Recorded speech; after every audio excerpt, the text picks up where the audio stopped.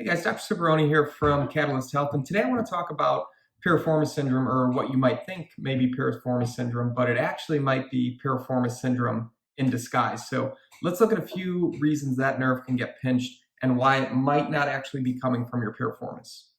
So the piriformis muscle itself actually goes from the sacrum and it connects into the leg. So it crosses, it's actually the front of the sacrum and connects into the leg.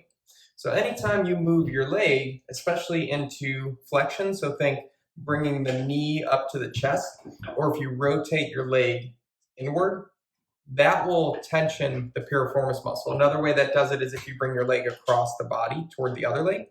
Those are all movements that will tension that piriformis muscle, and those are all movements that can absolutely give you pain, tightness in this area. Now, just because you're having pain in that area doesn't mean that's necessarily the source of the pain. So we want to talk about the culprit versus the victim.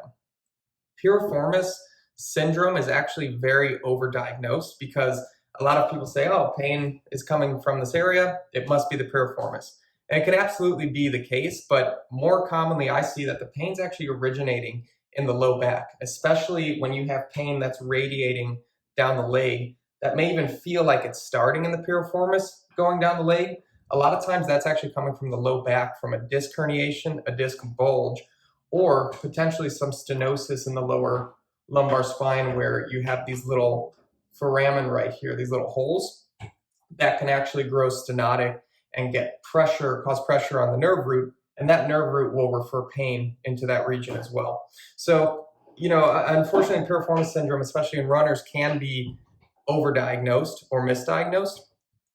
But let's look at a few clues here. So how do you know if it's being misdiagnosed or properly managed? Well, if your piriformis syndrome comes on when you're sitting, or when you find yourself bending forward a lot, or if you find yourself slouched in the chair for a long time, and that starts to bring on pain in this area, those movements will actually cause your disc to put pressure on the nerve in the low back and cause that nerve to refer pain to that area. On the other end of that, if you do a lot of walking or you do a lot of activities that promote extension of the spine, and extension, if you think just bending backwards, that's an extension movement in the spine, and those actually help your pain and your symptoms in this area.